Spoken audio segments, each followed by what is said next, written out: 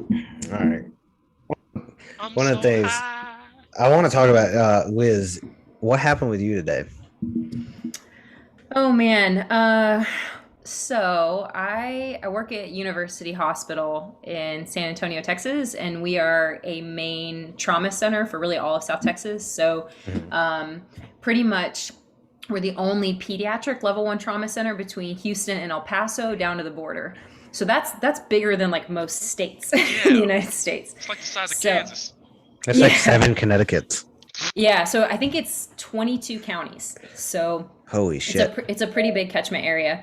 Um, so yeah, we're used to taking traumas, but obviously situations like today, Uvalde's about 90 miles from here. Hmm. 90 miles west. So situations like this where you have a potential, which ended up being, mass casualty, and we know we're going to get a lot of people at university. It's a lot of planning. I mean, you guys being military, like, and having a military background, it feels a little bit like a war zone. And I use that. I mean, I know it's not, but when you get these people No, coming in, it is. it That's how feels they like train that. us. Yeah. Like, Yeah. so Sergio, he didn't have a chance to introduce himself. Hmm. I'll give him a chance in a second, but he's an army medic. So he's very well versed, been in deployed environments, so he knows probably more than most of us, if not just you. Um, Yeah. but Yeah. I would say, Sergio, you can correct me if I'm wrong. Like any mass cow, even at a military hospital, like in garrison, that's the communication, the back and forth is very war zone esque. Yeah. Yeah. Uh, yeah, I would say it's very um, chaotic at most, and that's kind of where we want to train as, just so you can get to know that chaos and learn how to work with it or work Mhm. within it. So yeah, Mm-hmm. Yeah. And I mean, we deal with a lot here just because of the area that we encompass, and we get people, right at the border, right from that have been brought across the border, come to us. So we actually service a lot of even like border towns in Mexico. If the Red Cross can bring them over and they need, high level care like neurosurgical care or whatever. So anyway, my role, I'm a clinical pharmacy manager. So my responsibility today, because our other clinical pharmacy manager was out, was basically to make sure that we had enough people and enough drugs, because when people like this come in, you need obviously things like ketamine, morphine, fentanyl, Versed, like all that kind of stuff, fluids. You have to make sure it's all stocked. And then you have to make sure you have the people. So you have pharmacists at bedside that help run code response. We have pharmacists in the pediatric ICU.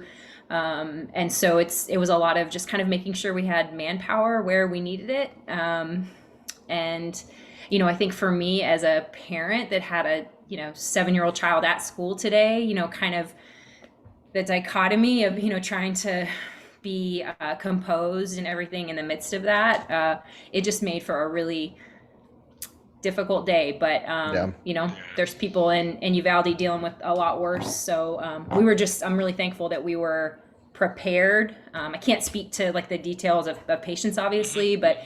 really really proud of like our team and how prepared they were. So Yeah. I mean, having Jess at school, granted, by the time I got a bunch of the news, Jess was already texting me she was on her way home. And her school got to do something fun, like I think it was like a water slide trip thing, whatever they did. It was like at the school, they got like a bunch of inflatable water slides, and teachers and kids had a terrific day. So to like hear from her that she had such a cool day, and then at the same time, like trying to like get that news, like I wasn't scared for her necessarily because I knew like already where it was and all that shit. But I mean, with a kid on the way and all that stuff, like it is scary and it does put things in perspective. But we'll talk more about the situation specifically. But I want to give Sergio, for all the listeners, the few that we have, but the growing number, hopefully. Sergio's Uh, we're face is getting pretty. there. You got to see him on YouTube, guys. yeah, he's a very handsome man. Was one of the best dancers at my wedding. Uh, And he can pick very you up, ladies. He can pick you up with his yes, arms just upright. both figuratively And and I literally can do a split when I'm drunk, Oh, when I'm drunk. when I well, had to be damn. drunk, because I will feel He it. can also pick you up with good pickup lines. Yeah. Nah, I can't. So Elizabeth's single. Sergio single, go for it. I said that out loud. I did not mean to say that out. Hello. I'm really high. Sergio, go ahead. Just introduce yourself Should quick. not Give have us said that give out us a little backstory. Give us a little who you are.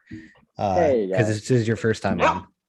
I'm sorry. This is my dog, Jasper. He also wants to be part of it, but obviously he can't speak English. He's a husky. But Not with I've that been in the Army. attitude. Well, I've tried. It didn't take. I've been with the Army for about 8 years now. I have 3 deployments overseas, one to Iraq and 2 to Afghanistan. And so I've kind of been familiar with the chaos and that kind of, I want to say, stressful environment, just not that specifically. So I would say I'm well versed with it. I know how to deal with that kind of stress, but it's every day is different. So when it comes Outside to of the it, Army, who are you?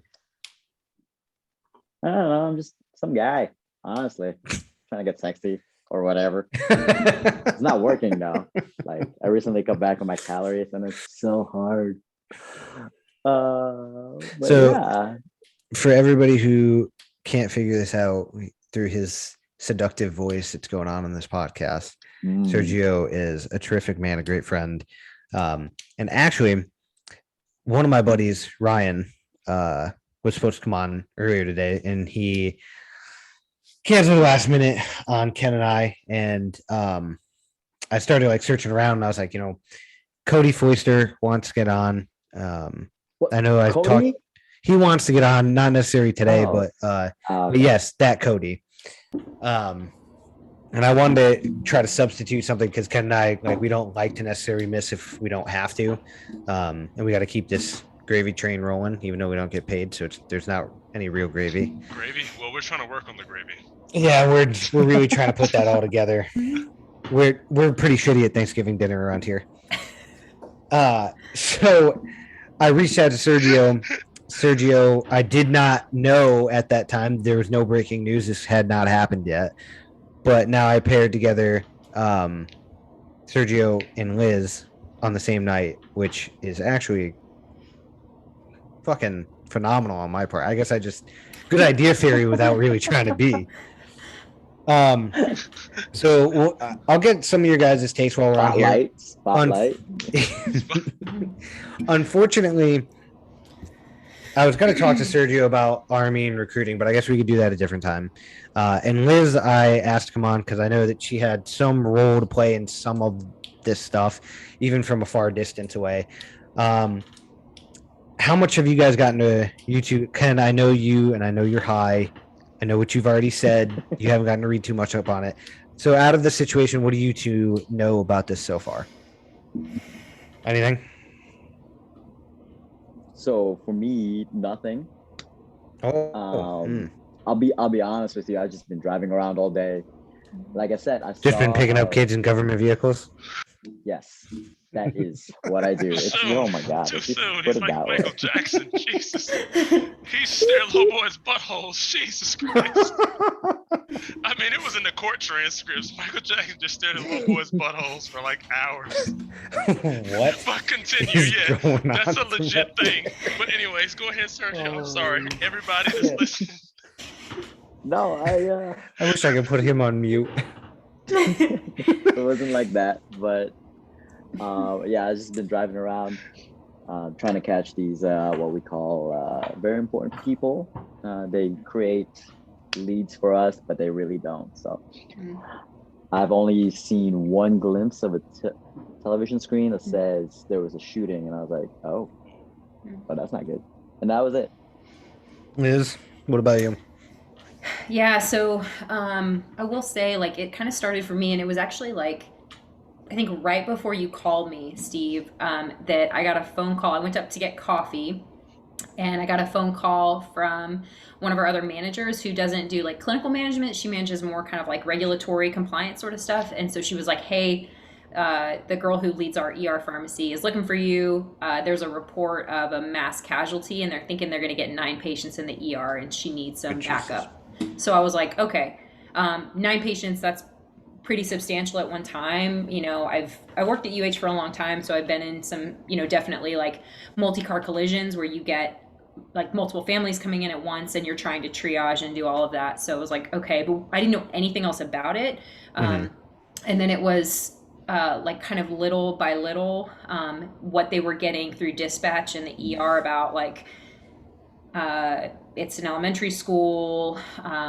There are these pediatric patients. And so that kind of changes because we have a whole other team, you know, that covers for pediatrics that's trained in like pediatric code response, like code blue response and stuff. So I had to kind of figure out, hey, like, can we get someone from the PICU down to the ER?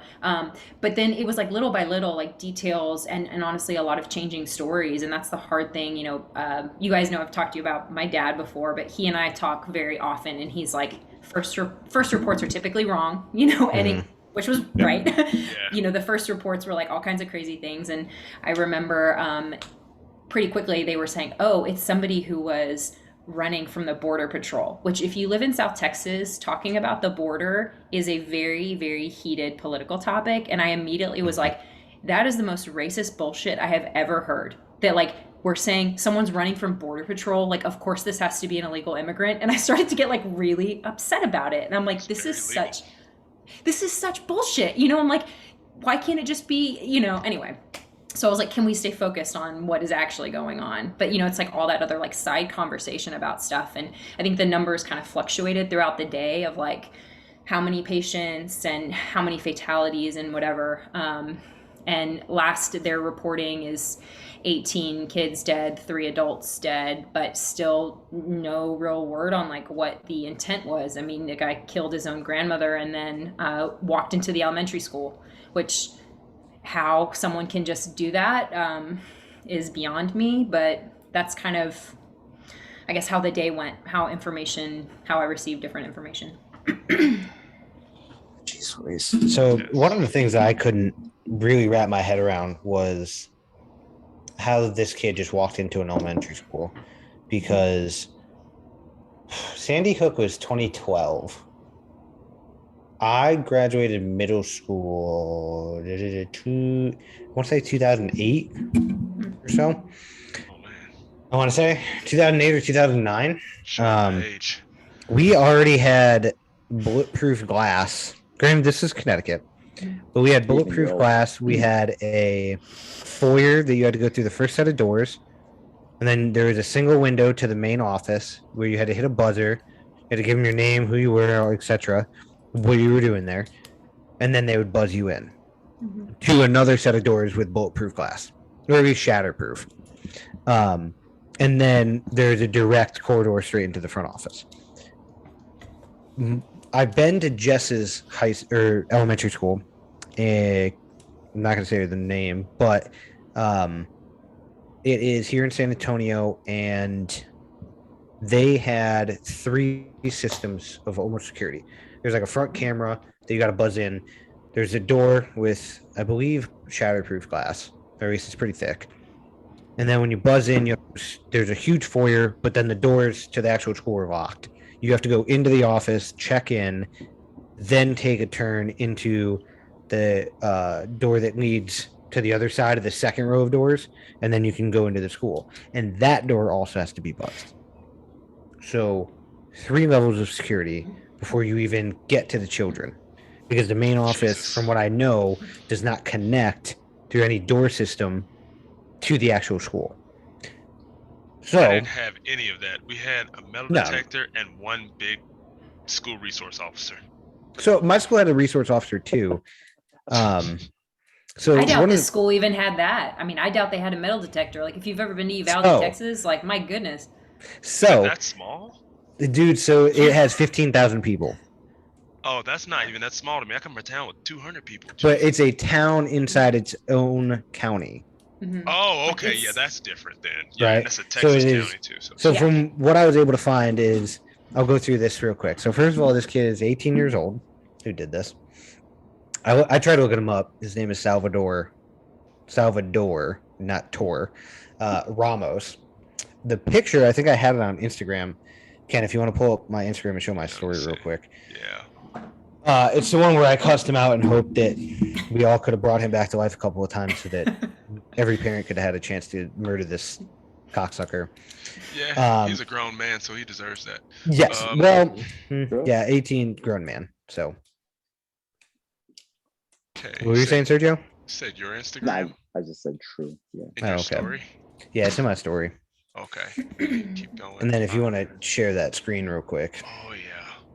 So this, unfortunately, just another fucking white kid. What it looks like. So score numbered. Howard Xth. Like that kid, motherfucker.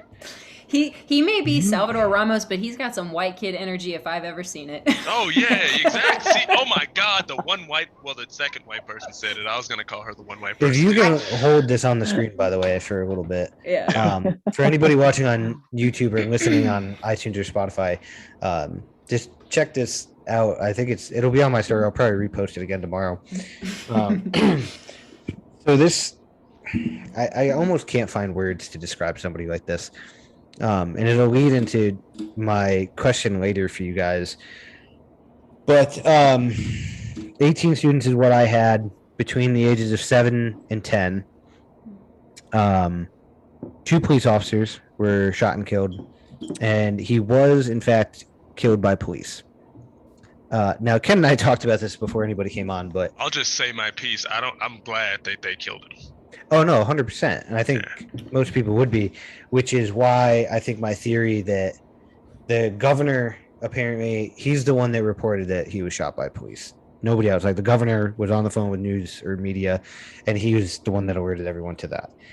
I have a small feeling that Governor Abbott, who, as much as he is in a wheelchair and probably has prosthetic nuts, he has a very big tear on him. There's no doubt in my mind that motherfucker called the SWAT team and said he does not make it out of that school alive. I don't care if you have to murder him in front of other children. Do it. That motherfucker doesn't leave. Not in this fucking state. And That's so clapping, by the way, that is my theory. I do not actually know if he has a prosthetic set of nuts or how big they are. That was also just a theory. Okay. I have a theory that you've seen him, but hey, you know. You've also seen my nuts, Steve. At least not standing up. It was oddly specific. It was, behind closed doors. Watch as I can prove it. Steve, what color are my nuts? Wouldn't know. You do. Are they yellow? Does Tammy know? What? That would mean she'd have to color them yellow because she's a yellow crayon. Oh, God. What do you mean? Anyways, right, back to the topic. One of the people that I thought it was worth mentioning, there's a report on one of the teachers who was a 17-year teacher who was married to one of the police officers in the school district. So likely a response from him. And then, again, the majority of the victims were between 7 and 10. And I hesitate to try to figure out. Steve Kerr, the Golden State Warriors head coach, before the game, came out and said some shit about, like, when are we going to be done with this? And there's some other stuff he said. But one of the things he was saying is, like, why do people do this kind of stuff? Is there any hot takes you guys have on this?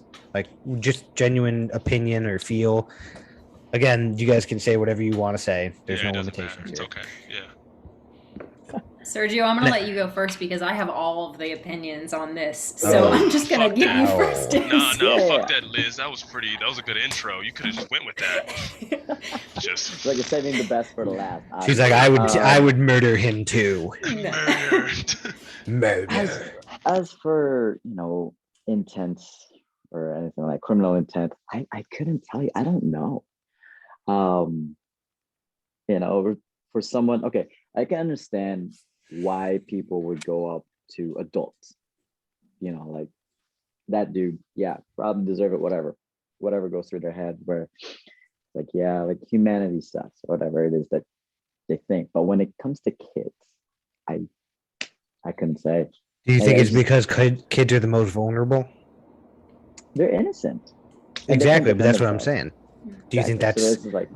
Do you think that's just because they're prime targets in that sense? Like somebody's nuts, somebody's prey. Yeah, like when someone's looking to inflict damage, you go to where they're most vulnerable, where they're easiest, where you can get the most damage done. So Classic. I guess maybe Classic that's why. military-esque mentality of just like, hey, maybe I don't want to die, so what's the easiest place to hit the enemy or Right. hit my target where it hurts the most? Yeah, you know, where they don't expect it. You know what I'm Mhm. saying? It's just like it's wrong. Yeah. So, but at the same time, like pulling through with it, it's just like, wow, like that's some next level evil shit. So But he did also murder his grandmother before he walked down the street to the fucking school. I'm willing to bet that like there's some mental illness going on inside of this whole thing, and if there is, like, hear me out. The problem isn't the gun, because the gun can't get up and kill somebody. It's Well, like me yes. saying my pencil failed my fucking math test in middle school. My teacher would have looked at me, laughed, and went, "Oh, you fucking still failed." But like, he should be held accountable for his actions, which he was. You know, he was gunned down, like rightfully so, because he killed all those people. But like, he, I don't know. Somebody down the line should have found out if he had these mental illnesses. Like, literally, I can go to Walmart and buy a rifle and they won't Mhm. background check me. Fucking background check me, man. See if I'm on SSRIs or some mood I don't disagree with you. I think especially the background check was something that Steve Kerr brought up and was like, everybody should be background checked, and it's way too easy to get guns. And I have the stance that we shouldn't infringe on people's rights to have weapons, because we've seen what the difference is in this country between people having the right to weapons and countries that don't have the right to weapons. Yeah. But there's a hard pause after that. After that hard pause, I want to go back to the idea of, before I get to Liz, if you pull up that picture again, there is not a single one of us that Yeah. did not see a kid in our high schools, in our elementary schools, and in our middle schools that A, didn't fucking look like that, Danny Staggs. and That was his B, name. that Austin Howitt, Cameron fucking. I remember that motherfucker. So hey, no, you don't know who Austin Howitt is. No, I'm talking about mine. I remember okay. mine. Fucking Danny Staggs was Austin Howitt, Cameron Angle, for all my fucking friends in Connecticut that may or may not listen to this. I hope they do when I fucking publish this. We all had somebody that fucking looked like that motherfucker. And we all said, if some school shooting, if somebody ever gets bullied and decides to do something horrendous about it, it's that motherfucker. At some point, people need to get away from the idea that profiling is racist. Well, yes, there's that, and profiling is bad. Because if you're no, I'm saying they need to get away from that idea. Yeah, but we just did it. Exactly, that's what I'm saying. Profiling is not actually bad. Oh, okay, cool. Because Sergio will probably also understand this, and Ken, you'll definitely understand this. When you guys walk into a room, any room, a restaurant, a showroom, your work offices, right? Identify the exits. Try to pivot yourself in a manner that allows you to get to the exit, right? Sit in a manner that allows you to see the most amount of people. It's like the military didn't fucking indoctrinate us into that. It was just literally like, we learned probably not to trust people very much, trust our situations very much. Sergio and you have both been deployed to like combat environments. You guys most likely have been doing the same thing, profiling not only your surroundings and your environment, but the folks around you. Me and Tam just had this conversation the other day. Yesterday we went out to eat, and she was like, you know, I'm gonna sit over here so you can see the exit. She's like, that makes you comfortable. That makes Jess me does comfortable. that to me too now. Yeah, makes you comfortable. Now, Sergio, you served. Did you serve by or next to the Afghan police at all? Oh yeah, no, we were. How many times did you look at those motherfuckers and just kind of be like, Most every day. We actually had an incident where I was part of a green on blue encounter, and 3 of our guys got hit, but luckily they were all non-lethal, non-fatal injuries, non-disease or non-battle-ridden injuries. Oh, they were shot up, but it's just like they got lucky where non-life-threatening. Yeah, non-life-threatening. Okay. So, but you know, wounds inflicted on them were. So let's come back to this kid real quick. Ken, the idea of profiling, you are right. Not a bad thing, not somewhere we should go. But one of the things that Steve Kerr was saying was kind of like, I when have the are we video gonna, of Steve Kerr right here. we can watch that in a second. Yeah. But he was alluding to the fact of like, hey, like people like this shouldn't be able to have guns. It's a fair point. That kid walked in and I was a Walmart employee and he was trying to buy a shotgun. I'd probably be like, hey, look, kid, probably not going to work out today. I'd come back a different day. But my problem is one of the things that, like, what's the problem? And probably not going to be received well by a lot of people, but Ken and I have talked about other topics, and I always bring up the topic of accountability, whether it's self-accountability or community accountability, personal lawmakers, whomever, to start his teachers, his grandmother, his parents, if he has them. It like no matter what his situation was, you can't tell me that by 18 years old, even just looking at that picture, which is not a fucking picture taken by police, it's just one online. Yeah. Every motherfucker in his community probably knew that he was a kid that was going to shoot something up. Yeah. And in a town of 15,000 people, not one motherfucker. Like, I can't wait for a week from now when we all learn that the FBI knew about this kid. Yeah, like someone called and said, "Hey, this dude's buying ammo and he has a gun now." Like, but So- that's But that leads me to his community needs to hold some accountability here. As much as I get painstaking to say it and don't want to attack the community that's going through a loss, got to start looking at who are your leaders? Who are the people that you're putting in office? Who are the people? Are there any, like I talked to Jess and while Steve Kerr was saying all that shit, they were reading off LeBron's tweet and Chris Paul's tweet calling for all this. We can't let this shit happen anymore. Chris Paul just threatened a fucking 13-year-old like 2 weekends ago at a Phoenix Sun playoff game because he chirped at his mom and told her that her son sucked at basketball. And then he told the kid, hey, I'm going to see you later. I'm going to fucking see you after the game. Fuck you, Chris Paul. Jesus Christ. You're a bad fucking influence.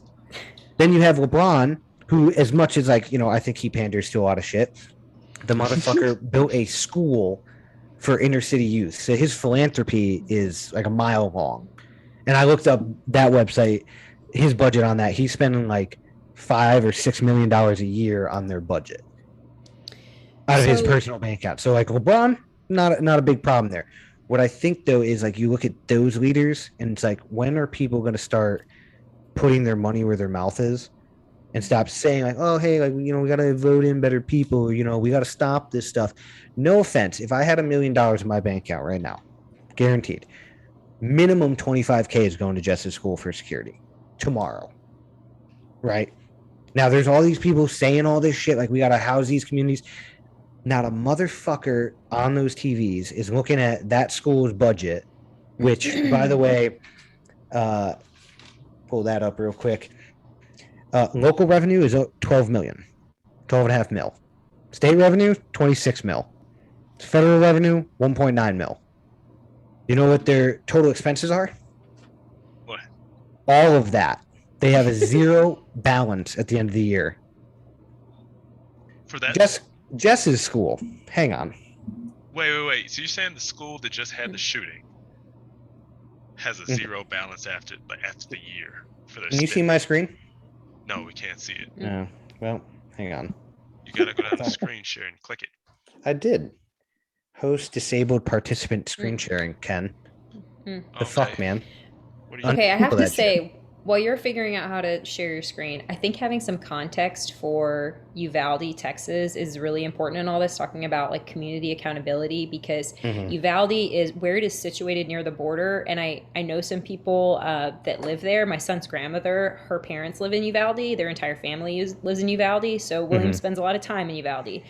And their primary concern is it's a major passageway for people across the border. So there's a lot of illegal immigration traffic that comes through Uvalde, and there's a lot of large ranches, and those landowners, that's a primary concern for them. Yeah. So the people they are voting into office are people that they're primarily concerned with securing the border. Yes. Those same people happen to be very much like pro gun rights. Just not everyone, but mostly. And I think that so we're voting in people that maybe are less inclined to have some sort of thoughtful, mindful gun control. And I'm not talking about like, I'm not one of those like ban all guns, whatever, but some thoughtful, responsible, reform of gun control in the United States, policies kind of thing.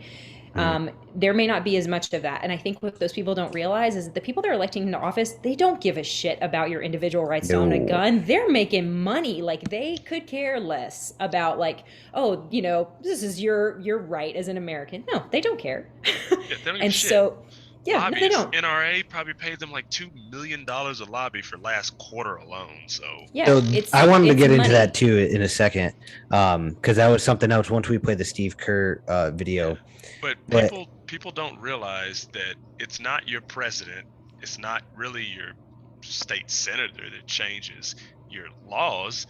It's the alderman, the city council, who answers to the board, or you have the effects from the lowest, the lowest central government Yeah. has the greatest effect on local communities. That's why I'm like anti-huge government, but like at the same time, people need to get informed and go vote like they're supposed to. And where we're putting money into these things like border control and I think we have to figure out what's going on in the border. Absolutely, we have to Ukraine. Where we're putting money into that, where we're not putting money is into mental health resources, addiction resources, and so these communities, which Uvalde is not exactly a rich community by any means. Like they're like any other poor rural county in America. Let me go through that in a second.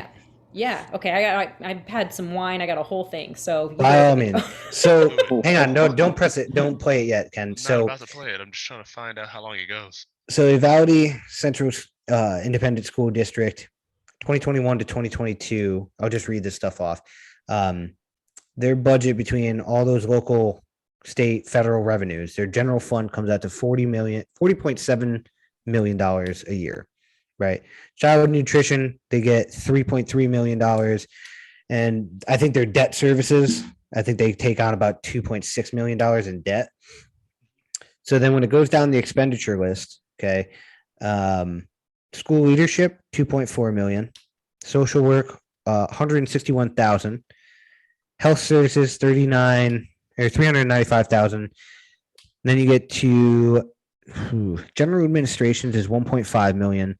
Plant maintenance and operation, $3.9 million for plants and maintenance and operations, which I understand like light bills and all that shit. It's a lot. How much was special needs again? I think you said special education. No, it wasn't special education. It was school leadership or health services, social work. It was social work. There we go. Social work. 161K. 161K for social work. That social workers make around $35,000 a year. So some quick math into that says you have like 10 to 12 social workers in that entire what the like that's the problem right there. You can just stop there. Hang on. Like, community services, $75,000. What? See, that's the fucking problem. Security and monitoring services, $435,000.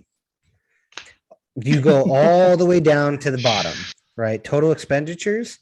Remember, I said $40.7 million in total revenue, right? Mm-hmm. Total expenditures, 40.707858.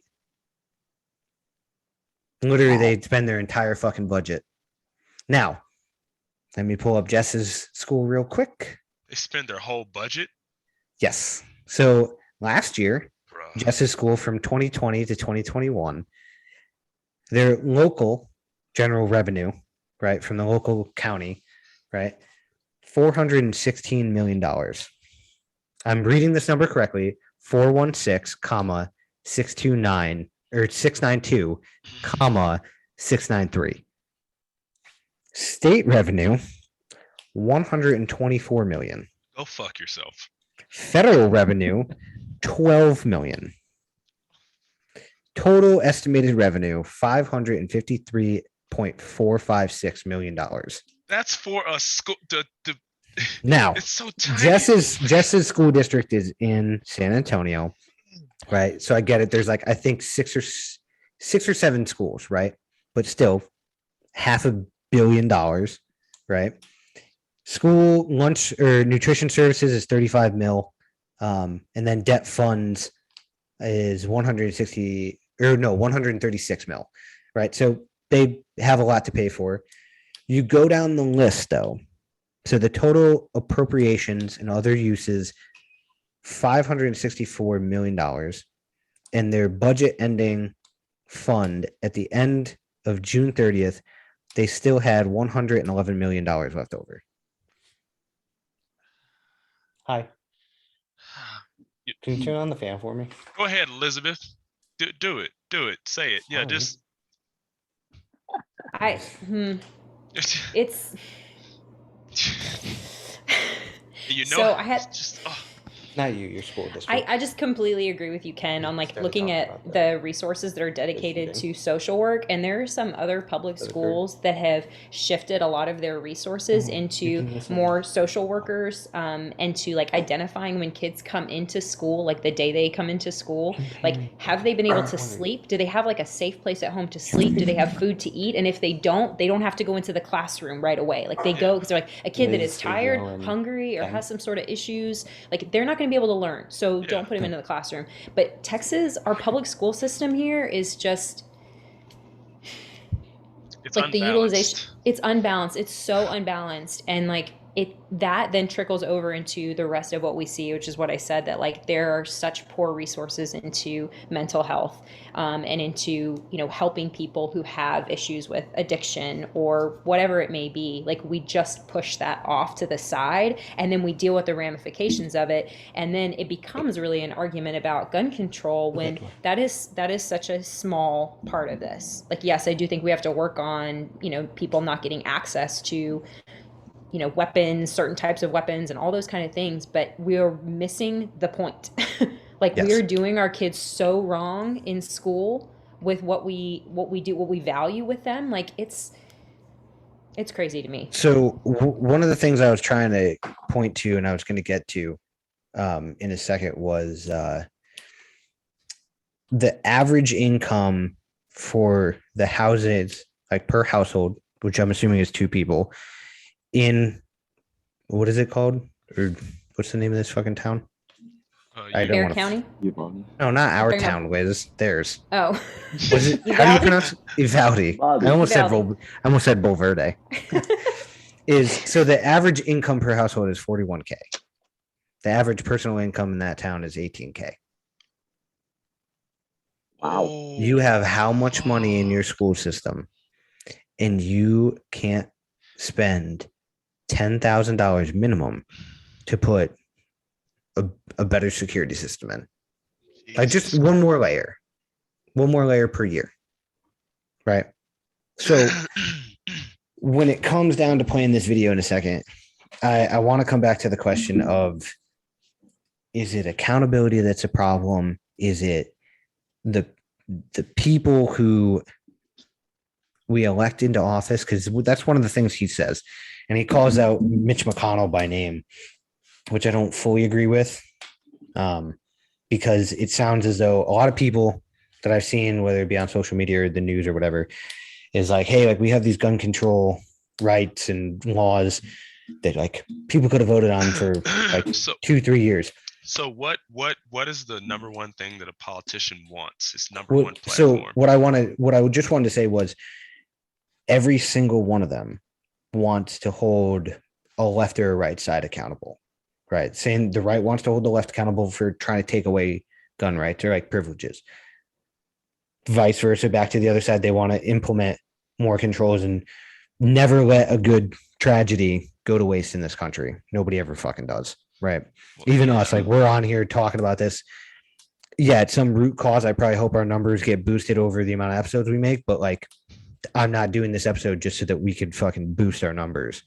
But in the sense, these guys at the end of the day, even if you think being like, hey, we need to look at the people that we elect, we need to look at this stuff, do you really think that any of them on either fucking side are ever going to sit here and be like, hey, what the general public needs is what they're saying they need? Most, if not all of them, goes all the way out to Washington. And they're like, I was elected to represent my people. No, you were elected to fucking represent your people's vote. What your county is fucking asking you to fucking vote for, or what your state and your Senate is asking you to go out there and vote for, that's what you represent. You don't represent your personal views, like we talked with Liz last time about female rights and shit. But it's the There's same nobody. thing, There's like, nobody out there. like- But nobody out there should be voting based on their personal or religious views. We don't vote for you and elect you because of your personal view. It should be because of what you're going to do to show our collective view at that stage. Yeah, like you work for us, like, and Yeah. that's that is so lost. I mean, in I think anyone in Washington, like they don't realize that at all, and frankly, we probably don't hold them to the fire enough for it. But like, they work for us. And one of the things that Ken, you said about guns, like can't kill people and etc. All that's extremely true, and anybody who wants to fucking deny it is just, in my opinion, as arrogant as the people who try to use religion as a way to be like, oh, but that's why you shouldn't abort a child. Like, your God doesn't fucking belong here. Get him the fuck out of this conversation. But I think the community, the reason why I believe all of this stuff happened is he had shitty parenting, shitty home life, which means people need to start being better in their house. People need to start being a little bit more like the Hayes and the Jalen that we've seen on this show, right? The way they talk about their kids, the way they post about them, the way like Jalen literally made sure that his son stayed at his house, even though he had to separate like geographically from his wife while they're both serving and whatnot. But he said, no, my son is about to turn 12 or 11, whatever. He was like, he needs to be with his dad. He needs to learn from his father, and he needs to have that father in his life. The others, they're young enough where anybody can impress on them. But this kid needs to have his dad. That's the type of person that needs to start being in these communities. Like Jess asked me at one point, because I had said everybody needs to start putting their money where their mouth is. And she checked me for a second. She was like, are you putting yours where it is? And I thought about it for a second. I don't have that much money. And if I had $1 million, I told you what I would do with it. But I did. Jess offered me the opportunity to do community service at her school last week for the field days and shit. All I had to do was go to the Army, ask my detachment sergeant, hey, we have a community service opportunity. It's with inner city kids, low income housing, and a bad part, well, technically a bad part, Title 41 school. Can we do it? He was like, yeah, just send the dates, tell everybody what they need to do. And we did it.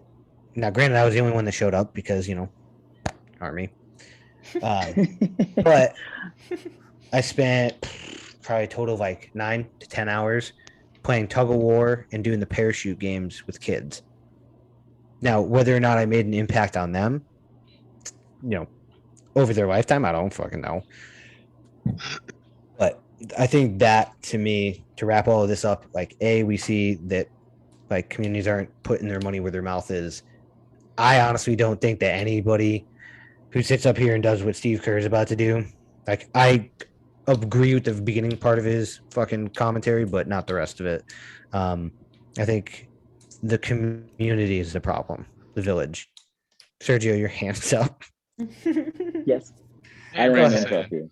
I've been talking for a while. Yeah, you have. You've been talking for 5.5 minutes. Hey, leave me the fuck alone. I did a lot of research and I'm proud of myself. I did, and I'm proud of myself regardless. Go ahead, Sergio. Spotlight. High ass out of here. All right.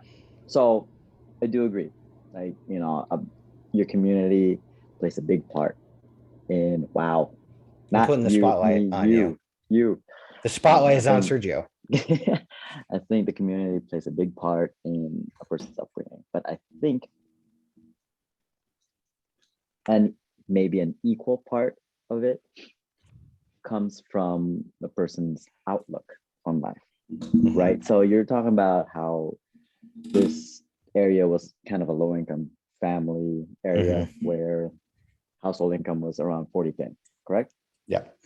And if you were to compare that to an inner city school, like I've noticed it here around Chicago where I work, is that a lot of these schools are low income.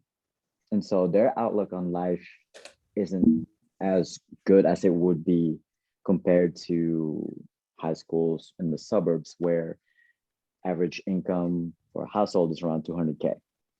Those guys go to college. Inner city kids end up on the street. Mhm. They don't have an outlook. They don't have anything to look forward to. And I think I would say that might be a big push towards why he did what he did, or why these kids do what they do. It's just that they don't have anything to look forward to. Everything's just bringing them down. It's just like a community has to help. Education has to help. That board has to help, but also they have to want to aspire to something. And then I think that starts off very young. I think also like those teachers, those administrators, having the courage to see that kid and identify him, yes, by profiling him and being like, hey, that's a kid that's either struggling or, you know what, who knows, his 6th grade fucking year could have been a great kid. In his 7th grade year, he could have came in all dark and mysterious. And the teacher just never wanted to identify, hey, there are kids that are bullying him. I need to correct this behavior, X, Y, and Z. Honestly, I was thinking about it earlier. One of the things I've been quote unquote commended on is like my teaching skills. And I might try to become a instructor for the Army for our job. But Jess even said it to me the other day. She was like, you might want to try your hand at teaching like when you retire. And maybe I'll do it. If that's where she also told me I'd be a great police officer too. So I don't know. Like I think those community service uniform. Fuck off, Jesus. I think those are the people in the community that, even though all of us know that like when we get pulled over, like we get the fucking butterflies and we're scared and we don't want to, impress on cops and be like rude. And, some of us may, have a little bit scarier feelings than others.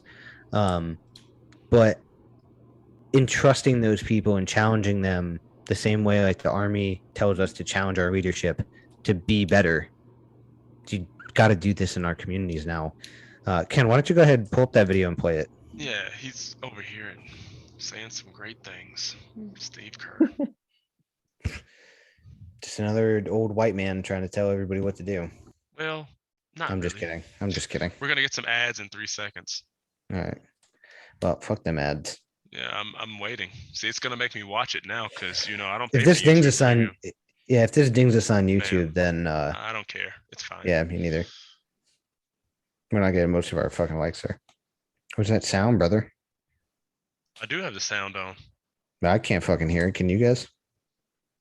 I cannot. What? Hold on. This is. Wait. Yeah, make sure you hit pause, motherfucker. You're high too, so.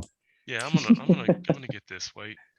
Virtual. Nope, that's not right. Screen so share. While Ken gets this going, I just want to, I guess, ask you guys, what is something that you guys see in your community, I guess, that we each could do to try to make some type of an outreach, at least in following this, not to like pander to this, but like what can you, or what have you thought about? Okay, go ahead. See what it is. If not, I'll answer this later or ask this. Can you hear it? Yeah. And a teacher. Here we go. And in the last 10 days, we've had elderly black people killed in a supermarket in Buffalo. We've had Asian churchgoers killed in Southern California. And now we have children murdered at school. When are we going to do something? I'm tired. I'm so tired of getting up here and offering condolences to the devastated families that are out there. I'm so tired of the, excuse me, I'm sorry. I'm tired of the moments of silence. Enough. There's 50 senators right now who refuse to vote on H.R. 8, which is a background check rule that the House passed a couple of years ago. It's been sitting there for 2 years. And there's a reason they won't vote on it, to hold on to power. So I ask you, Mitch McConnell, I ask all of you senators who refuse to do anything about the violence and school shootings and supermarket shootings, I ask you, are you going to put your own desire for power ahead of the lives of our children and our answer is yes, and our churchgoers? Because that's what it looks like. Okay, pause real quick. Every week. So I think there's a little bit more at the end of this. So to start, I agree with him. The moments of silence have to fucking stop because it doesn't do anything. As much as it shows solidarity to me, I don't think that it does anything, which is another reason why I think like these people that sit on public stages that make a fuck ton of money. I say put your money where your mouth is because that's their primary asset, right? Like LeBron James, his primary asset, yes, is money, but he chose to do philanthropy and like build a fucking school and then that's pay for it. But So that politicians are single seeking. They only the Exactly. first thing they do, especially so what I think needs to happen. Make no mistake, LeBron James is essentially a politician with the way that he chooses. But what I think from a policy perspective is that we have House representatives sit in their seat for 2 fucking years. That's long enough to sit in the seat, warm it up just a little bit, and then focus on getting reelected because their next election cycle is coming in probably 18 months by the time they can actually vote on one thing and not get put on stupid committee assignments. No, that's this November, buddy. Yeah. Number 2, senators, right? They get 4-year terms. They can keep cycling back into that seat. If they're the incumbent, they keep winning. They don't have to ever give up that seat. The point is that like in order to get something changed, you need to make sure that the people in there have a term limit long enough to learn all the things about that job, how it works, the in and outs, not a simple overview, so that they can make better decisions. Like education, first off. Second of all, educate the fucking voters. Like if people understood that their alderman and their county treasurer and their mayor and their governor are the ones that really control their lives and their policies, the better, because they won't look and go, oh, Donald Trump fucked that up. When in all actuality, Trump gets to look at the end of the day and go, my party says I get like 3 executive orders. That's it. And that's all he's able to put in. Like that dude doesn't care about who the fuck I am, Elizabeth, Steve, fucking Sergio. They don't care. The people that genuinely do care and need to be held accountable are your local government. That's it. Like local government. So simple. Jesus. Read, people, read. Liz, what do you have to say with your wine? My wine is empty now, but I think that like it seems full like blown. Let's go. You know, talking about like educating the voters, I think it's so easy to just sort of like have like diversions, like distraction tactics with people to get them like to look at whatever, you know, shiny thing you want them to look at and to not really analyze situations like this and stuff. Like that's what I was saying. I was like, watch, they're going to try to look and say like, was this kid undocumented?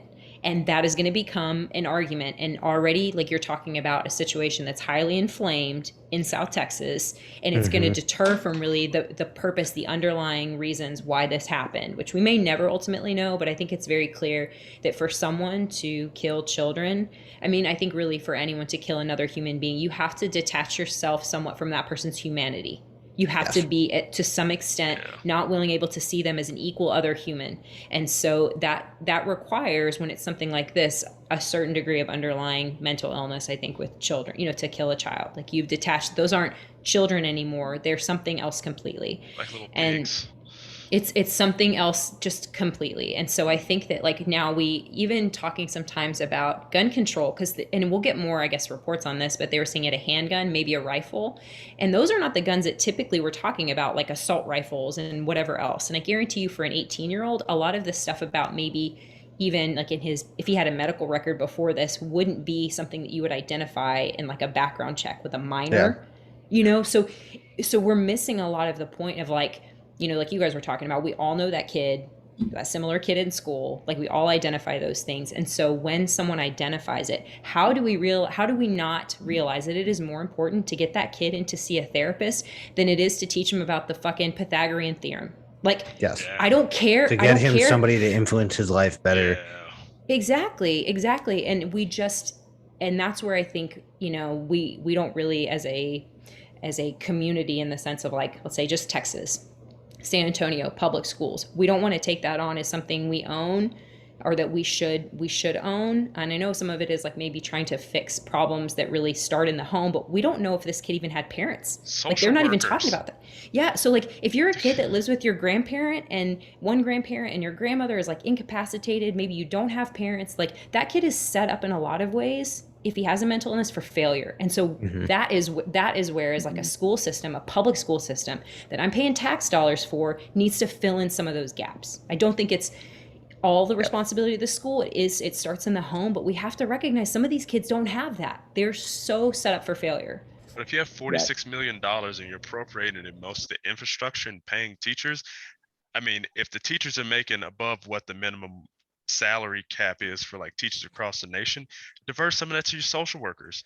Like a social worker and a teacher getting paid the same amount, a social worker has more stress. I'm sorry, I said it. Like a social worker has to go into people's homes, ask tough questions, hear all these messed up stories about kids have been beaten, abused, used Try and to thrown away. identify Yeah, abuse.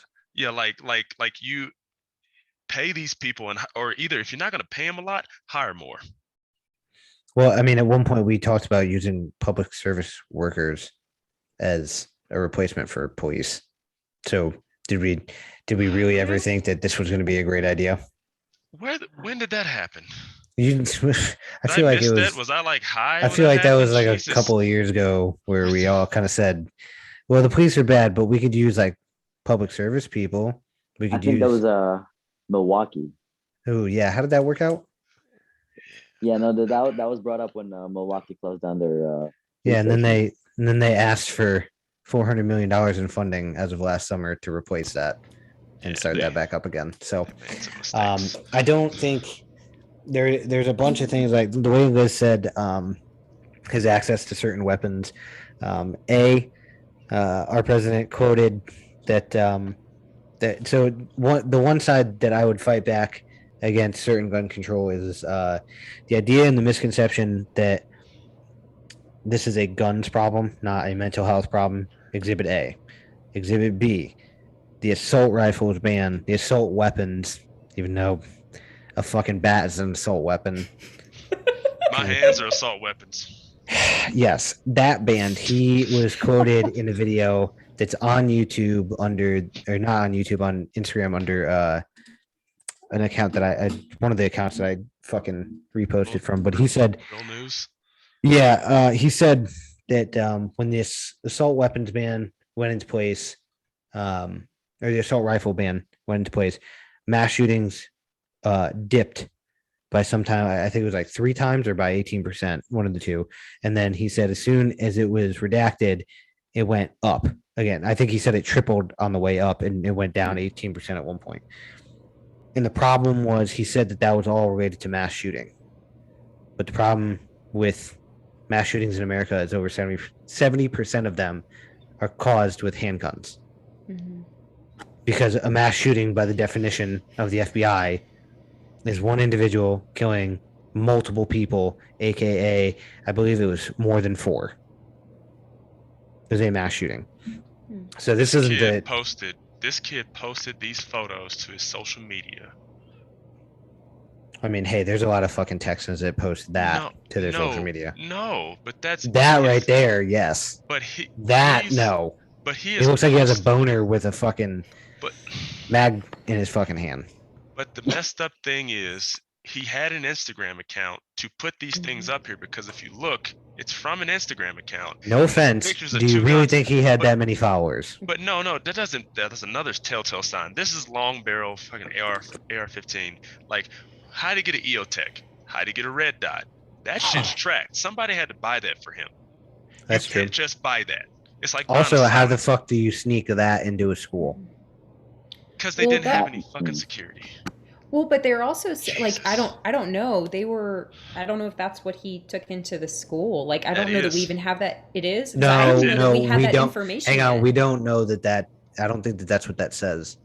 It said, after looking at their Instagram, the individuals posted pictures of rifles in a magazine for but that doesn't mean that that's what he used to commit these acts. Now, granted, I would say if he shot. They said 2 rifles. One's an AR-15, one's a long barrel AR. That fits the description pretty well. But what I'm saying is, he could have brought in a pistol, right?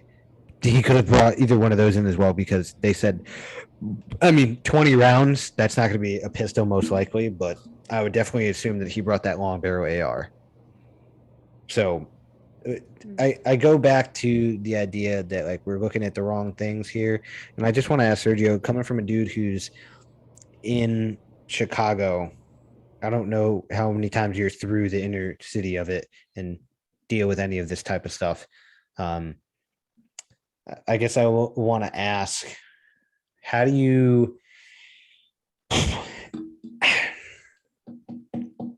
there's more, gun violence in Chicago than anywhere else in the world on a daily basis per the Yeah. capita.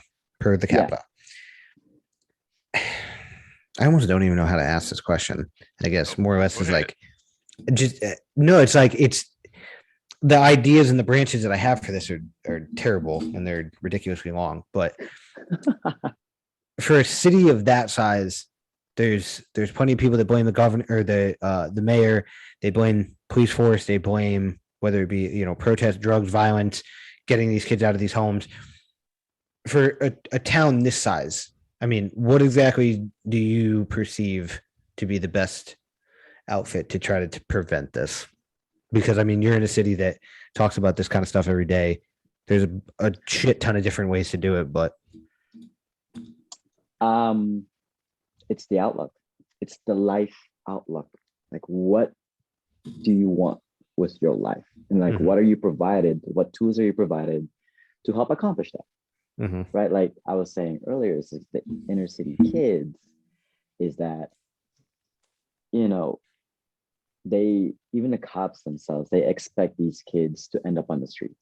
Like, yeah, saw that kid in the street the other day gangbanging. I was like, okay, cool. Like, what are you doing to do that or to prevent that? And then the cops are like, that's not my job.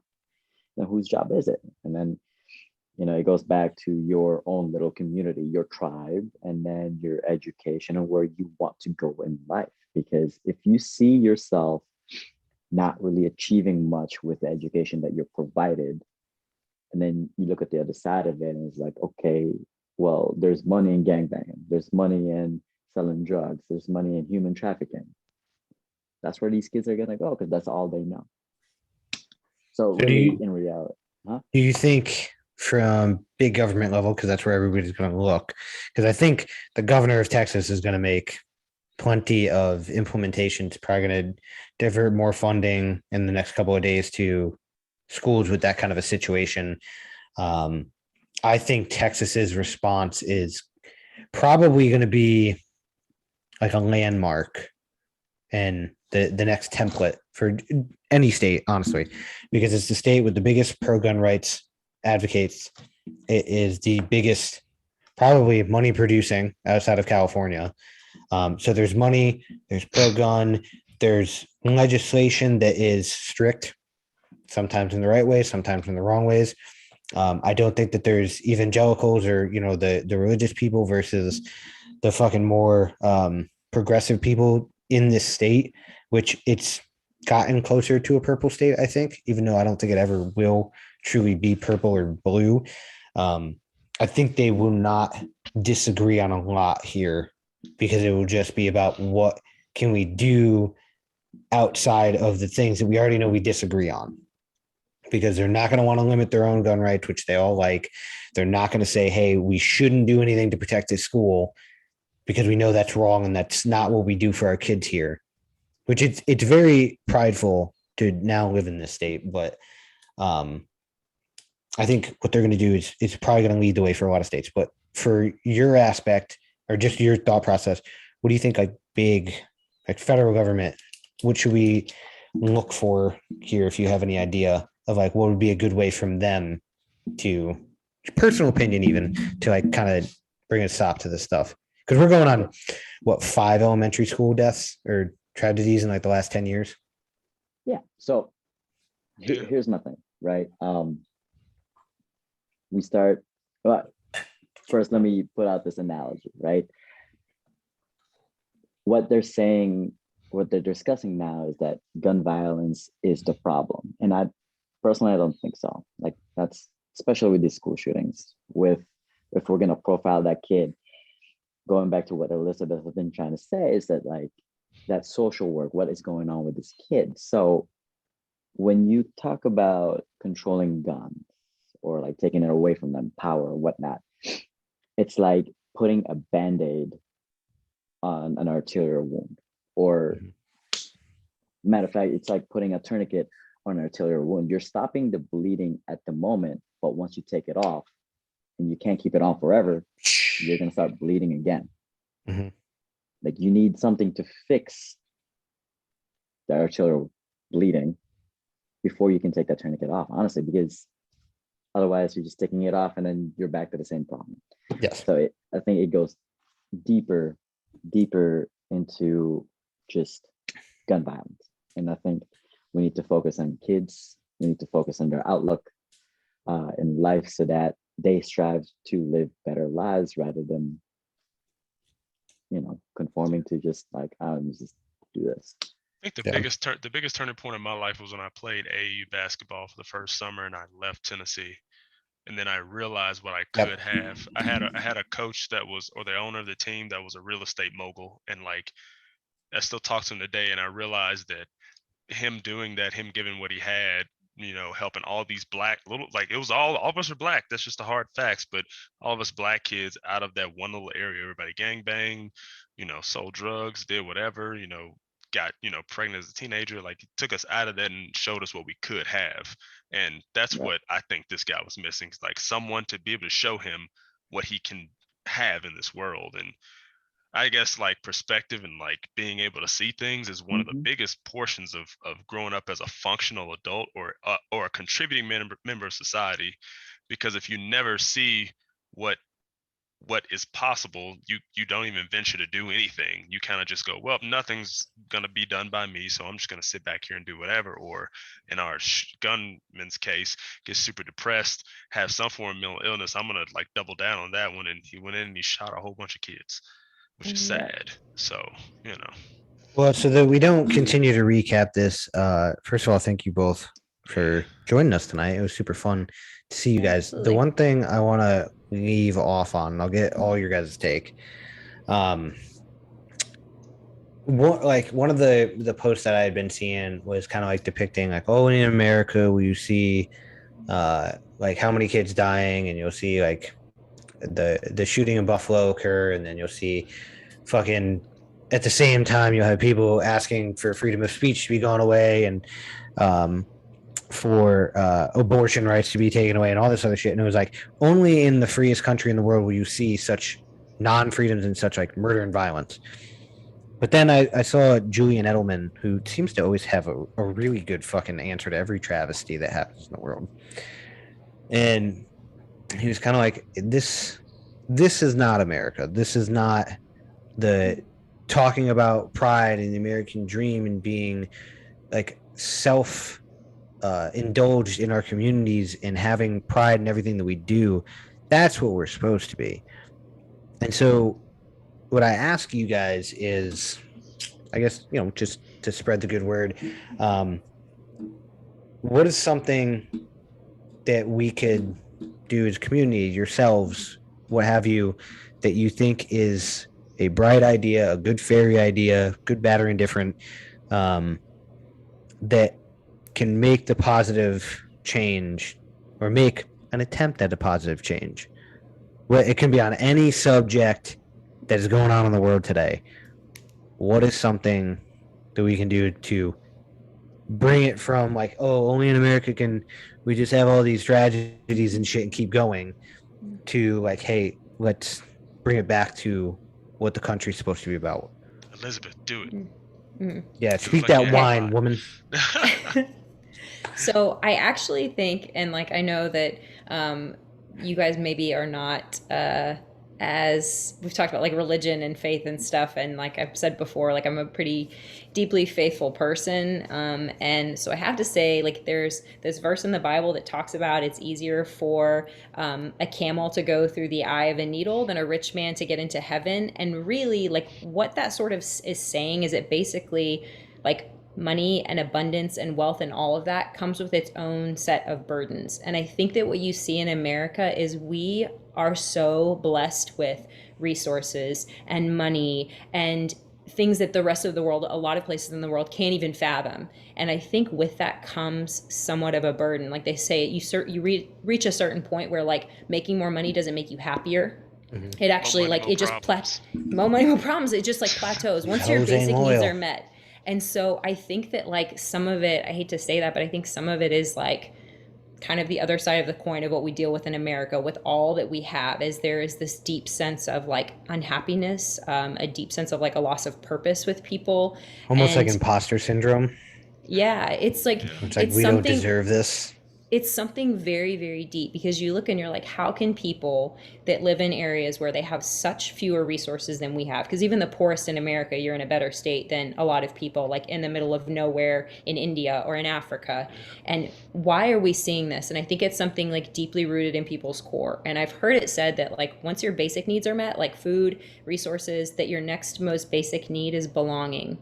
And I think that what we can do, and it makes a lot of sense, like with community, is identifying where there are places where people feel like they don't have a place and how to create a space where all are welcome. And so I think True. for us talking about this in like the CrossFit environment, I know people have gone into like inner cities and opened up CrossFit gyms that are essentially Project not, Onyx. yeah, that like, you know, that are places where kids that are at risk of getting involved, and we're talking about like Chicago, in gangs, or, you know, where they don't see someone that looks like them doing well and they're at risk for really falling behind, like making a place where they belong. And in San Antonio, I went and spoke at a school many years ago, because San Antonio public school system, San Antonio ISD, had like the highest teen pregnancy rate. And they talked about kind of culturally, like Hispanic women, it's really accepted to get pregnant when you're in high school and to not finish high school. And I'm like, they need to see people that like look like them, which I'm not Hispanic, but like see people that look like them doing other things, like drawing those people in, seeing those opportunities and connecting them. So I think, I guess this is a really long-winded answer, but I think those of us that have the resources and have the opportunities need to be willing to go places and kind of be a light to other people of like, there is more than this. And sometimes I think that means engaging with people that are somewhat difficult to engage with, like maybe people that we find to be weird or whatever. Is like, Even you I have think- a space, you That was belong. me. I think you're very right. I think the idea of like, Ringing. I don't have the money, but so I can't necessarily put my money where my mouth is. But those who do have money, instead of donating to people who are running for election or re-election, invest your money into the direct local community. If you don't have the money, invest your time in something. Like nobody has to go to the soup kitchen. Sergio can go be a fucking weightlifting coach at a local high school and be like, hey man, I'm in the army. I don't need to get paid. But if I can work out here and work out with the kids, that would be like something that would affect some. It's Ken could fucking easily go donate time somewhere doing something with CrossFit. He could go teach kids about finance. Jared Ederton can go teach kids in Black Forest at Black Forest High or wherever the fuck, or Ridge, whatever the fuck, and be like, hey, Pine Creek. yeah, I just want to donate my time. I want to do something good for the community. Right. I'm a fucking CrossFit Games athlete. I'm a former Olympic weightlifter, fucking former strongman. Like I do all these fucking cool things. I have all this money. I'm not here to fucking ask for payment or ask for anything other than just the opportunity to help. So Sergio, what do you got? Honestly, just it's that community outreach, you know, huh? Get a dog. Will that Get help? a dog? No, please don't. Not a husky, because They're they like shed. children that can't take care of themselves. And they bark. And they shed. But no, it's like Elizabeth said, it's that sense of belonging where, you know, you're nurtured and you don't feel like such an outcast, where you have this anger that, you know, the world's coming down on you, and you just build it up. And not to be the recruiter here, but you know, being in the army, you can't get me again. I've already been trapped. Yeah, you already got me. I'm done. I'm out.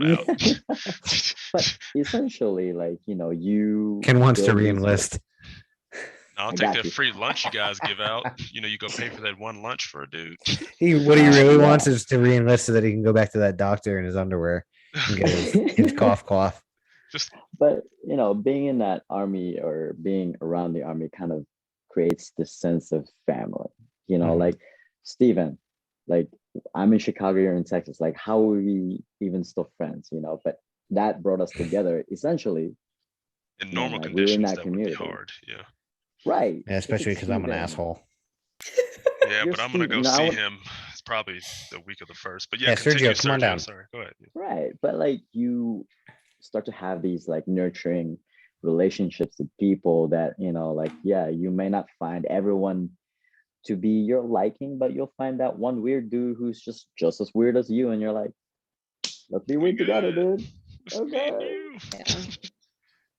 But again, it's like just to like spotlight the army and like kind of draw a linear path to that. It's just like, nurturing people who may have been falling behind and stuff like that. I think, community outreach is such a big thing that most people kind of take for granted, or just like, I don't have time for that. I'd rather, sleep or go home, play video games or whatever. So And look at what I just sent you. What did you send me? But You I, send I me? will, before you interrupt, Ken, because I know you're going to when you see that. Okay. Oh, okay. This weekend I had seen a Luke Combs concert, and I had seen who was it? Cody Johnson. He came out and he said some stuff. And one of the things that he really touched on was exactly what Sergio was saying. And I think that ability to kind of do that, I don't want to say like recruiting, but like get out there and like really kind of do just that. And he did a great job of like identifying the people in communities. Like he had 53,000 people, like having them raise their hand. Hey, are you a teacher? Are you a plumber? Are you fucking in the military? Are you somebody who served the community in some type of way or shape or form? And then he went about saying like all the people on Twitter and all the blue check marks and all the congressmen and women and the senators, like, and he says it on stage. He just outright said like, fuck them. The people in your community that are making the difference are the people in this stadium with their hands raised. And you looked around, there's a fuck ton of us. And there's a bunch of dudes from Carson that were there. And then you just watch like 53,000 people applaud the people with their hands up. And it was like, for a moment, that an entire NFL stadium knew who they could lean on in like at any time in their community. So I think that's big. Ken, before you give us your fucking spiel on what I just sent you, Yeah. what do you think is the thing? I Thing to do. think that I agree with Elizabeth. Like, when I grew up in a farming community that was sharecropper owned before. My mom made maybe $18,000 a year. Somehow she got me a car. She put me through high school, helped me get through college, did all these things for me. If I ever needed anything, she was always there. Like, I, I think that you need an inspiration like that in your life. Like, you have to at some point have people in your community. Like, I'll give it to you straight. Kendall Dancy, he played basketball in the Euro League. He's one of us he's about 12 years older than me. So he's one of us that got out of that community, got a degree, played basketball overseas, and came back and he started giving. And you know what he did? We had this program where they would give you summer jobs from the county. The county paid you to go to work somewhere over the summer, like the whole summer you were employed. And it was 100% employment rate for 16 working age all the way up to however old you were. And I met Kendall through that. I knew he was in my community, but never talked to him. Mm-hmm. He came in, he made a position and essentially took me around, taught me how to network with people, how to get things, taught me about taxes, had those conversations I didn't have with a father. And when I saw that, he took us to California on a business trip. That's what he called it, and the county paid for it. It was three of us, three black kids. We go out there and we're like, oh my God, this is Palm Springs. I've fettuccine Alfredo. I've never even heard of that. Like, you look down, you're eating, you're like, this is the best thing ever. And you go back home and you're like, damn, I can have that. Like, I can have all of those things I just saw. I can have the life that I want. And the problems that I'm going through right now are small. Or it takes that father or mother figure to go, hey, you seem like you're not good. Do you want to go talk to somebody? You want to talk to me? Like, reaching out and being a community and Mm-hmm. talking to people and sharing your experiences. And when you have more, like I have more right now, I'm going to give to those who have less. Like, I'm just going to do that. That's my obligation. I'm a product of the things that people buy and want and their needs, and I make money off of it. Why not give it back? Mm-hmm. So, I think that's too. kind of going in the big circle. I just kind of want to Yeah. wrap it up as that, like Yeah. going in a big continuous circle. I think just to real quick piggyback on what you were saying, Ken, and I think the military, like this is a connection you guys have too, is that you guys have been through some dark things. And I have like this personal passion that I feel like being able to sit in someone's dark with them is really powerful. And whether Mhm. that's like something physically they've experienced or like a mental illness or like a just feeling like they don't belong or whatever, being able to like look someone in the eye and not look away from them and sit in that darkness with them is really, Mhm. really powerful. And I think that that's something all of us can do just day to day with our individual interactions, is like whatever you're going through, like I'm not looking away from you. I'm not looking away that like you're weird or different or whatever, or like, oh, that's too heavy, I can't deal with that because I got my own stuff going on. Like I just think that that's really, really powerful, and that's such a small thing that everybody can do. So anyway, So, sorry, Ken. No, to you're good. That's it. touch on that, that's very true. I think to wrap it up, I will say there's nothing, it's a common conception, especially in the military. There's nothing more, there's nothing that will bring people together faster or more efficiently than essentially like a traumatic experience.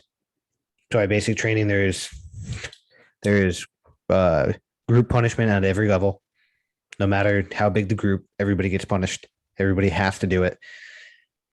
Even though like push-ups are not traumatic, but doing like 10,000 of them over the course of 3 months, like basic training in AIT, like that'll bring you you will understand somebody to their core at that point. And I think it's very unfortunate. And I know these people don't think about this right now. But each one of these kids will have a support system, and they will have somebody that they have self-identified already as of right now, that they will know, understand, and probably be best friends with for the rest of their life, because it's the kid that was next to them when they heard bullets fly and when they may have saw classmates drop at the age of fucking 7, 8, 9, and 10. And it makes me think of Sandy Hook, and those kids graduated high school, I believe it was like 3 years ago. wow. And Wow. their football team, that same grade, won the Connecticut State Championship on a last minute, what was it? It was a corner route that the quarterback essentially got he got hit low and high Jesus. on a like clock sticking down, 0 seconds on the clock. You hear the horn go off, balls in the air. Kid just fucking he breaks his safety's fucking ankles, and the quarterback put it in the very back corner, and he just toe taps to win the game. No time. Jesus. On the anniversary of Sandy Hook, December 12th. Oh my God. That fucking school went nuts. But the kids in the stands were crying. Oh. That shit, it gives me chills. And I remember it was on Max Prep's Instagram website or Instagram page, and it got pulled up. Or I don't think it got pulled up, but you can look it up. I think it might be on Google. If you just look up, who is it? Either Sandy Hook High School, Connecticut Football State Championship play, and maybe that's what we'll leave out on, because that would be it's goosebumps. I know, just hearing you talk about it gave me goosebumps. That shit was fire. That would be a great way to leave out, Ken. Pull it up. Yeah. Come on. You know, like I feel like it Deep is Google like such search, a good deep state.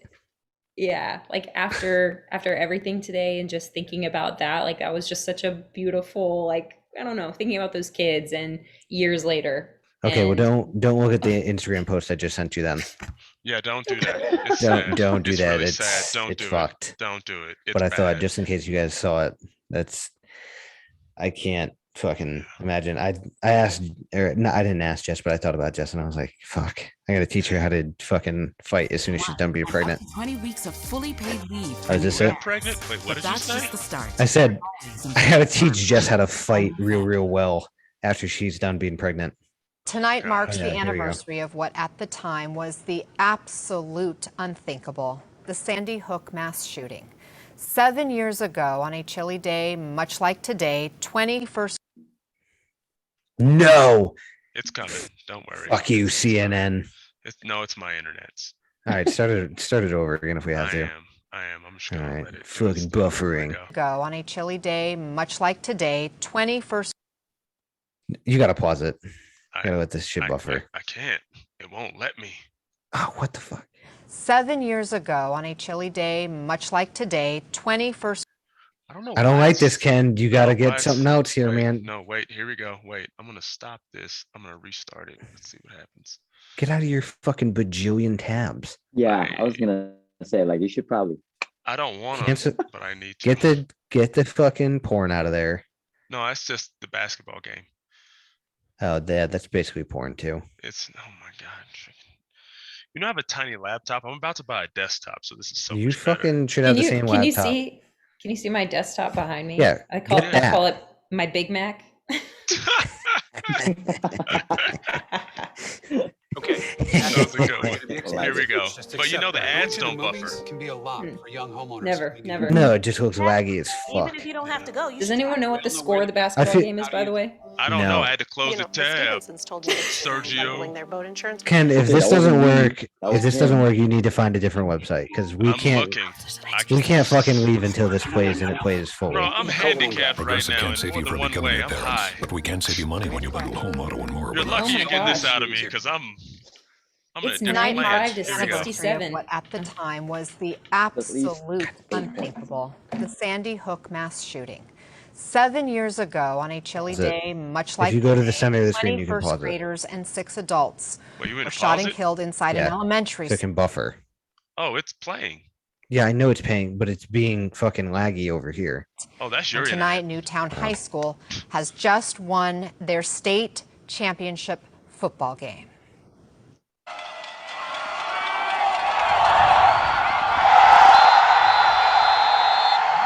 Wow, he caught Double coverage, back corner. it. Jesus. Those are the graduating class of Sandy Hook. That's insane. For those of us who aren't members of this small community forever connected by tragedy, I think it can be hard to imagine what a win like that on today of all days may mean. But those cheers and that emotion right there gives us an idea. It's also hard not to think about who isn't there to cheer tonight. Those babies would be in 8th grade today. They'd probably Oh, be excited about never Christmas mind, I was break, wrong. nervous about starting high Close school, enough. maybe even That's at not what Max ninth Prep said. grade. Instead, they are forever Close enough. frozen in We're not the time news. as these They would have been in high school. graders, Fuck. as these caring Oh, well. teachers and counselors. So please They take a might have moment their to high think school of their like from families 8th tonight. to 12th grade. Just Some 11 schools days do away that, from and you can Christmas. play. Always make sure your loved ones know how much you care. God damn it. All right. Well, Max Prep's fucking lied to me, but That makes me Liz, sad. by the way, the Mavericks are down 29 points at the end of the third. The so- Mavericks are. I thought they were up. Warriors are. No. Yeah, I saw- Dallas 99. Oh, shit. Yeah. Yeah, I Golden State saw that 70. wrong. Oh, well, Mavericks are going to take this one. So Yeah, Golden State probably just want to win at home. probably. Yeah. But all right. I So know. I'll close this out. Everybody head over to our Ken, don't do it, but everybody head over to our Instagram page, go to the link tree, go to Instacart, go to HeroBarbell, go to CerusPerformance, go to BlitzBelts, like Ken has on his shirt, like a high homo. Hi. I What? really like that sweatshirt, actually. I do Oh. too. Yeah, everybody likes it. Like everybody Okay. in my gym's like, oh, how do I get one of those? Go Yeah. to blitzbelts.com. So Sergio, if you didn't know, we are sponsored by BlitzBelts, which is a belt company that produces Olympic weightlifting belts. If you Oh, go I to our thought you link meant tree, just like a regular belt. I was like, no, I no, do no, need a no. belt. I mean, you could use it that way. You just might need some big pants, some high waisted, some nipple pants. You need some mom jeans. And then the last thing is go to Warrior Wad on Instagram. Go check them out. Check out the competition they're going to do. These are people that support us. We try to support them. I know Liz is going to try to do something with Ballistic Built CrossFit, or if it's just Ballistic CrossFit, I forget. But we're going to try to put something together where we do those workouts, raise money, make awareness. Listen to the podcast, like, follow, subscribe. Go like Sergio. Go like his Instagram videos. Go follow him. Go comment on all his shit. Send him a bunch of dick pics. Yeah. 'cause he's Send him handsome. some Yes. feet pics. Yeah. And I'm not gonna Actually, say send please Liz don't. dick pics, but send Mm-mm. Liz feet pics. I think that would be funny. Send Liz shadows of dick pics. So bam. Just I a didn't dick say it. shadow. Just a Ken dick said it. shadow. I just think it would be funny if Liz got a whole bunch of pictures of random men's feet. But no. But it'd be So- funny. It'd be funny because when you don't know what something looks like, you get really intrigued. You're like, oh man, I wonder what that really looks Oh, like. you try to figure. I'm trying to sell the shadow dick pic to everybody. Just trying to get that. Whatever you do, we won't tell you guys exactly anybody, but we may or may not have sent somebody a package today. Yeah. So for all our listeners, pay attention to the response that we're going to get. Yeah. Excellent. If you can figure out who got the package sent to him, I'll send you a belt. How about that? I'll send That's you- very true. We sent him something very funny, so we're going to wait for that reaction. Yeah, we're gonna wait. Thank you guys for joining us. Let's all go Yeah, get absolutely. some Some sleep. food. Yeah, I need to eat. Peace. Bye. Bye, guys. Bye.